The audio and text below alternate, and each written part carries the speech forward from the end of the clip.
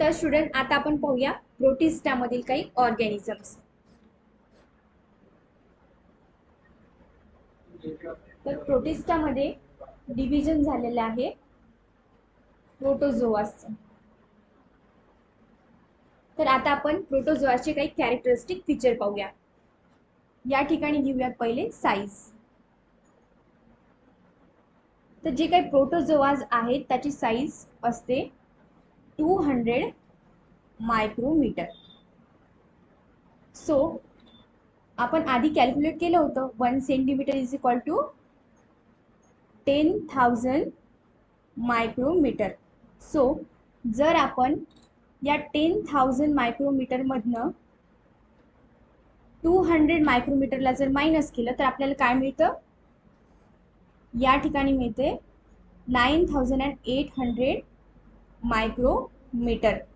म्हणजे ही जी साईज आहे प्रोटोझोआंची 200 मायक्रोमीटर, तर ती या 10,000 मायक्रोमीटरचा 9,800 वा भाग आहे. यावरनं तुमच्या लक्षात येत असेल की ही साईज देखील खूप छोटी आहे, परंतु बॅक्टेरियाच्या कंपॅरिझनमध्ये प्रोटोझोआंची साईज थोडी मोठीच असते. म्हणून इथे आपण लिहिलेलं आहे 200 मायक्रोमीटर. हे त्याचं युनिट आहे ज्यामध्ये आपण त्या ऑर्गॅनिझमला मोजत असतो किंवा त्याची साईज ही पाहत असतो. ओके. नंतर आपलं कॅरेक्टरिस्टिक आहे जे काही प्रोटोझोआ आहेत ते युनिसेल्युलर असतात. युनिसेल्युलर ऑर्गॅनिझम्स आहेत हे, म्हणजे हे केवळ सिंगल सेल पासून बनलेले आहेत, त्यामुळे त्यांना आपण युनिसेल्युलर असे म्हणतो. त्याच पद्धतीने ते युकॅरियोटिक सेलने बनलेले आहेत. युकॅरियोटिक सेल. युकॅरियोटिक सेल म्हणजे काय?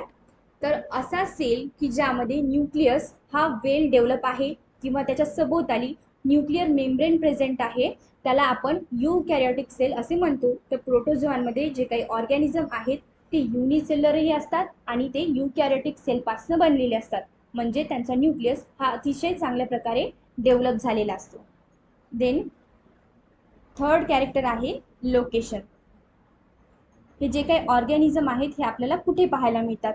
तर हे ऑर्गॅनिझम आपल्याला फ्रेश वॉटर ॲज वेल ॲज सी वॉटर ह्या दोन्हीही ठिकाणी पाहायला मिळतात. फ्रेश वॉटर म्हणजे कुठल्याही पाण्याचा सोर्स असेल, नदी वगैरे, पिण्याच्या पाण्याचा सोर्स असू शकतो. पाण्याचे जे छोटे छोटे सोर्सेस असतात त्यांना फ्रेश वॉटर सोर्सेस असं आपण म्हणू शकतो. इथे सुद्धा आपल्याला हे ऑर्गॅनिझम पाहायला मिळतात. आणि जे काही सी वॉटर आहे, समुद्राचं जे काही पाणी आहे त्याला आपण खारं पाणी असं म्हणतो, तर त्या पाण्यामध्ये सुद्धा आपल्याला हे प्रोटोझोआ ऑर्गॅनिझम पाहायला मिळतात.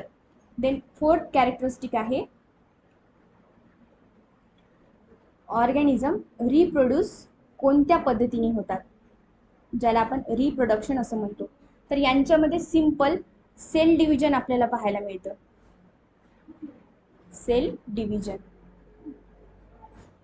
जेवढे काही ऑर्गॅनिझम आहेत यांच्यामध्ये सेल डिव्हिजन होत असतं. तुम्हाला माहीतच असेल सेल डिव्हिजन म्हणजे काय. तर जो काही सेल असतो, सेलच्या आतमध्ये न्यूक्लियस प्रेझेंट असतो.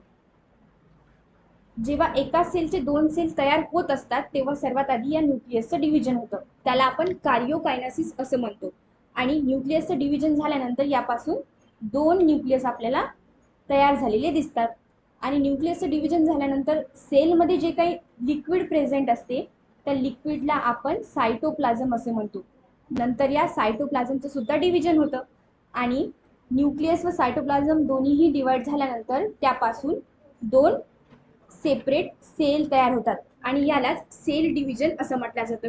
तर या पद्धतीने हे जे काही सेल डिव्हिजन आहे या प्रोसेसने सर्व प्रोटोझोआन्स हे डिवाइड होत असतात किंवा स्वतःची संख्या वाढवत असतात. त्यानंतरचा पॉईंट आहे, इथे या ठिकाणी आपण काही एक्झाम्पल घेऊयात. फॉर एक्झाम्पल अमीबा किंवा पॅरामेशियम.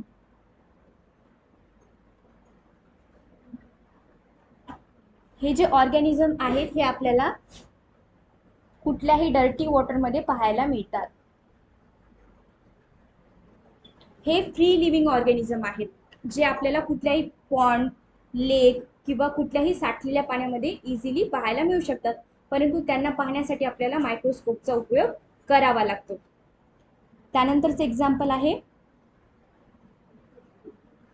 अँटा अमिबा,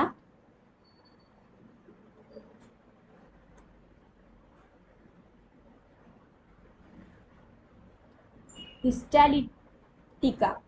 हे जे एक्झाम्पल आहे यामध्ये हा ऑर्गॅनिझम आपल्याला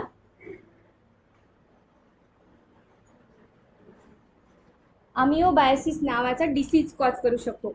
म्हणजे हे ऑर्गॅनिझम पाण्यामध्ये प्रेझेंट असतात आणि जेव्हा अशा प्रकारचं पाणी आपण पितो तेव्हा हे ऑर्गॅनिझम आपल्या बॉडीमध्ये एंटर होतात आणि त्याच्यामुळे आपल्याला हा अमिओबायोसिस नावाचा डिसीज होतो, ज्यामुळे हेडॅक होणे म्हणजे डोके दुखणे किंवा ताप येणे किंवा डायजेशन खराब होणे अशा प्रकारच्या बिमाऱ्या आपल्याला होत असतात.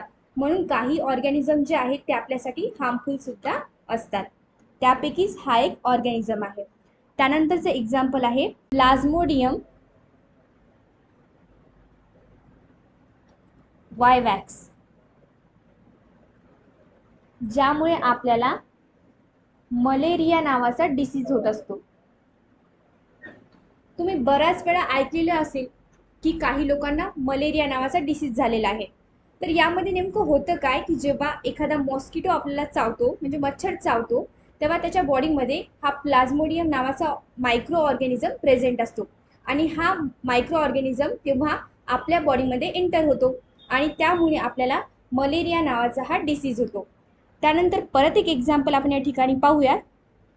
ते एक्झाम्पल आहे युग्लेना. युग्लेना हा जो मायक्रो ऑर्गॅनिझम आहे तो ऑटोट्रॉपिक आहे, म्हणजे हा ऑर्गॅनिझम स्वतःचं अन्न स्वतः तयार करू शकतो. तर अशा वेगवेगळ्या प्रकारचे ऑर्गॅनिझम या प्रोटोझोआ ग्रुपमध्ये आपल्याला पाहायला मिळतात. सो यानंतर आपण पाहूयात फंगी.